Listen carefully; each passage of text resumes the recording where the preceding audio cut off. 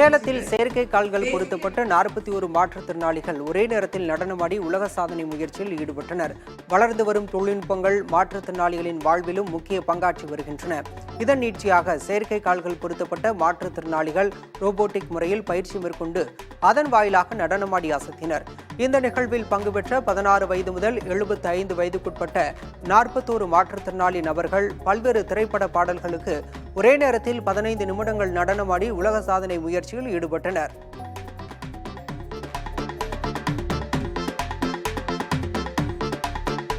திண்டுக்கல் மாவட்டம் பழனி முருகன் கோயில் மலை மீது சிறியவர்கள் முதல் பெரியவர்கள் வரை இணைந்து வள்ளி கும்மி ஆடியது காண்போரை கவர்ந்தது. பொள்ளாச்சி பகுதியைச் சேர்ந்த 100க்கும் மேற்பட்டவர்கள் ஒரே மாதிரியான உடை அணிந்து தாளத்திற்கு ஏற்றபடி நடனமாடினர். கிரிவல பாதையில் முருகனை போற்றி பாடல்கள் பாடியபடி உற்சாகமாக வள்ளி கும்மி ஆடினர்.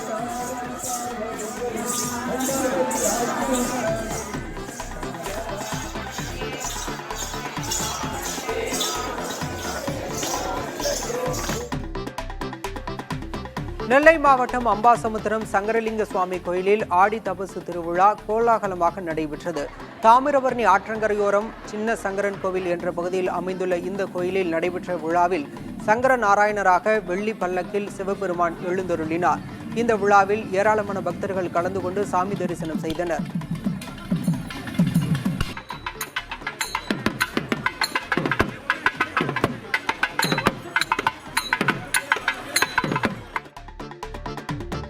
சேலத்திலிருந்து பல்வேறு வழித்தடங்களில் 19 புதிய பேருந்துகள் சேவையை மாவட்ட ஆட்சியர் பிருந்தாதேவி தொடங்கி வைத்தார்.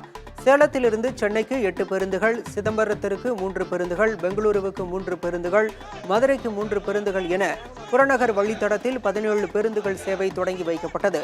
இதேபோல சேலம் நகர பேருந்து நிலையத்திலிருந்து காமலாபுரம் விமான நிலையத்திற்கு 2 பேருந்துகள் சேவையும் தொடங்கப்பட்டன.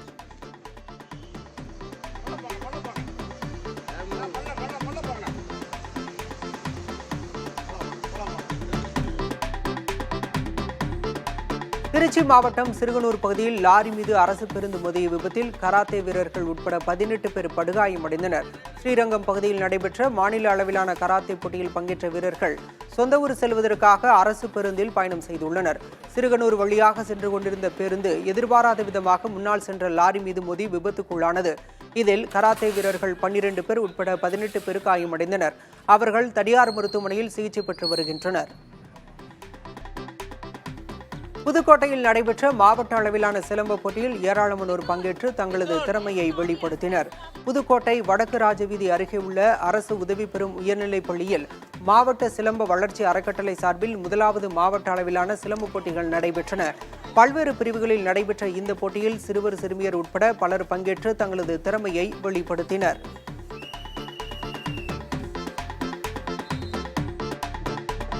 மதுரை மாவட்டம் மேலூர் அருகே 5வது ஆண்டாக நாட்டு இன நாய்களின் கண்காட்சி நடைபெற்றது. ஆமூர் கிராமத்தில் நாட்டு இன நாய்களை பாதுகாக்கும் விதமாக ஆண்டுதோறும் அவற்றின் கண்காட்சி நடைபெற்றது. அந்த வகையில் 5வது ஆண்டாக நடைபெற்ற கண்காட்சியில் கோவை, ஈரோடு, திருநெல்வேலி, கோவில்பட்டி, ராஜபாளையம் உள்ளிட்ட பகுதிகளில் இருந்து நாட்டு இன நாய்கள் பங்கேற்றன. வீட்டில் பாதுகாப்பிற்காக இந்த நாய்களை வளர்த்து வருவதாகவும் இவை மனிதர்களை தாக்காது எனவும் அவற்றின் உரிமையாளர்கள் தெரிவித்தனர். தேனி மாவட்டம் ஆண்டிப்பட்டையில் முருங்கைக்காய் வரத்து குறைந்துள்ளதால் விலை உயர்ந்துள்ளது. சுற்றுவட்டார பகுதிகளான எத்தக்கோவில், மேக்கிள்ளாறுப்பட்டி, சித்தையகவுண்டன்பட்டி உள்ளிட்ட பகுதிகளில் முருங்கைக்காய் அதிக அளவில் சாகுபடி செய்யப்பட்டுள்ளது. கடந்த மே மாதத்தில் பெய்த கனமழை காரணமாக முருங்கை பிஞ்சு காய்கள் நிறைய சேதமடைந்து வரத்து குறைந்துள்ளது. ஆண்டிப்பட்டி சந்தையில் கடந்த சில நாட்களுக்கு முன்பு 1 கிலோ 70 ரூபாய்க்கு ஏலம் போன முருங்கைக்காய் தற்போது விலை அதிகரித்து 100 ரூபாய்க்கு விற்கப்படுகிறது.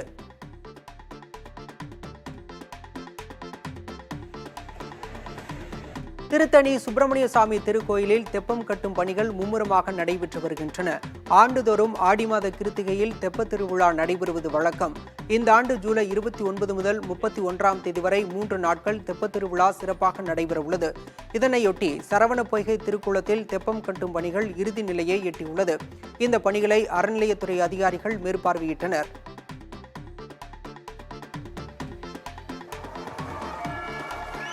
திண்டுக்கல் அருகே தாடிக்கொம்பில் சவுந்தரராஜ பெருமாள் கோயில் ஆடி தேரோட்டம் நடைபெற்றது. பக்தர்கள் தேரை வடம் பிடித்து இழுக்க 4 ரத வீதிகள் வழியாக தேரோட்டம் நடைபெற்றது. முன்னதாக கோயில் வளாகம் முன்பு 50க்கும் மேற்பட்ட பெண்கள் வள்ளி கும்மி நடனமாடினர்.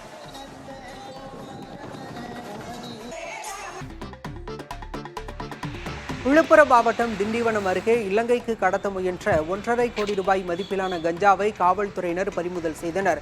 பாதிரி கிராமத்திலிருந்து கஞ்சா கடத்தப்படுவதாக வந்த தகவலை அடுத்து தீவிர வாகன சோதனையில் காவல்துறையினர் ஈடுபட்டனர். அப்போது ஆந்திராவிலிருந்து வந்த லாரியை சோதனையிட்டதில் 232 கிலோ கஞ்சா இருப்பது தெரியவந்தது. விசாரணையில் ஒடிசாவிலிருந்து இலங்கைக்கு கடத்துவதற்காக கஞ்சா எடுத்து வரப்பட்டது தெரியவந்தது. கடத்தலில் ஈடுபட்ட உதயகுமார் மற்றும் ஆசிப் ஆகிய இருவரை கைது செய்தனர்.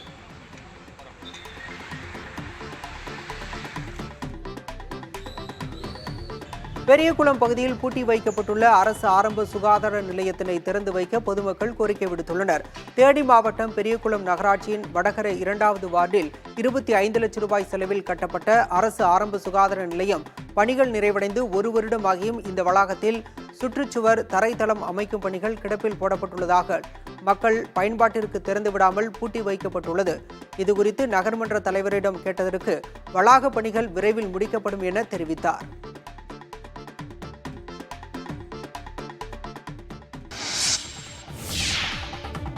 பிரான்ஸ் தலைநகர் பாரிஸில் உலகின் மிக நீளமான துடுப்பு படகில் ஒலிம்பிக் சுடர் எடுத்துச் செல்லப்பட்டது. பிரான்ஸ் மற்றும் அதன் எல்லைக்கு உட்பட்ட பகுதிகளில் கடந்த 2 மாதங்களாக எடுத்துச் செல்லப்பட்ட ஒலிம்பிக் சுடர் கடந்த 14ஆம் தேதி தலைநகர் பாரிஸுக்கு வந்தடைந்தது. இந்த நிலையில் நகரின் முக்கிய பகுதிகள் வழியாக எடுத்துச் செல்லப்பட்டு வரும் இந்த ஒலிம்பிக் சுடர் நகரின் புறநகர் பகுதியில் அமைந்துள்ள மார்னே நதியில் 42 மீட்டர் நீள துடுப்பு படகில் எடுத்துச் செல்லப்பட்டது. தொடர்ந்து அருகில் அமைந்துள்ள பழமையான கோட்டை வழியாக எடுத்துச் செல்லப்பட்ட ஒலிம்பிக் சுடருக்கு வழிநெடுகிலும் பொதுமக்கள் திரண்டிருந்து உற்சாக வரவேற்பு அளித்தனர். வரும் 26ஆம் தேதி ஒலிம்பிக் விளையாட்டுப் போட்டிகள் தொடங்கும் போது தொடக்க விழா நடைபெறும் மைதானத்திற்கு ஒலிம்பிக் சுடர் எடுத்து வரப்படும் என தெரிவிக்கப்பட்டுள்ளது. கன்னியாகுமரி மாவட்டம் குளச்சல் சுற்றுவட்டார பகுதிகளில் கடல் சீற்றத்துடன் காணப்படுவதால் மீனவர்கள் கடலுக்கு செல்ல மீன்வளத்துறையினர் தடை விதித்துள்ளனர். மேற்கு திசை காற்றின் மேக மாறுபாடு காரணமாக குமரிக்கடல் அதை சுற்றியுள்ள பகுதிகளில் பலத்த காற்றுடன் கனமழை பெய்ய வாய்ப்புள்ளதாக வானிலை ஆய்வு மையம் எச்சரிக்கை விடுத்திருந்த நிலையில் கடலுக்கு செல்ல தடை விதிக்கப்பட்டது. 6000த்திற்கும் மேற்பட்ட ஃபைபர் படகு மீனவர்கள் தங்கள் படகுகளை துறைமுகங்களில் பாதுகாப்பாக நிறுத்தி வைத்துள்ளனர். ஆண்டுக்கு ஒரு முறை மட்டுமே பூக்கும் பிரம்ம கமலம் பூக்கள் பெண்ணாகரம் அருகே பூத்துள்ளன. தருமபுரி மாவட்டம் பெண்ணாகரம் பகுதியைச் சேர்ந்த குமார் என்பவரின் வீட்டில் உள்ள செடியில் 2 பிரம்ம கமல பூக்கள் மலர்ந்துள்ளன. வெண்ணிறம் கொண்ட இந்த அரிய வகை பூ இரவு நேரங்களில் மட்டுமே பூக்கும். இரவில் மலர்ந்த பிரம்ம கமல பூக்களுக்கு குடும்பத்தினர் பூஜை செய்து வழிபட்டு வணங்கினர். நீலகிரி மாவட்டம் பந்தலூர் அருகே ஆற்றில் மூழ்கி உயிரிழந்த சிறுவனின் உடலுக்கு நாடாளுமன்ற உறுப்பினர் ராசா நேரில் அஞ்சலி செலுத்தினார். பாட்டவயல் வெள்ளரி ஆற்றில் குளிக்கச் சென்ற குணசேகரன், கவியரசன் ஆகிய 2 சிறுவர்கள் தண்ணீரில் அடித்துச் செல்லப்பட்டனர். இதில் குணசேகரன் உயிரிழந்த நிலையில் மீட்கப்பட்டார். உயிரிழந்த சிறுவனின் குடும்பத்தினருக்கு தமிழக அரசு அறிவித்த 4 லட்சம் ரூபாய் நிவாரணத் தொகையை நாடாளுமன்ற உறுப்பினர் ராசா சிறுவனின் பெற்றோரிடம் நேரில் வழங்கி ஆறுதல் கூறினார்.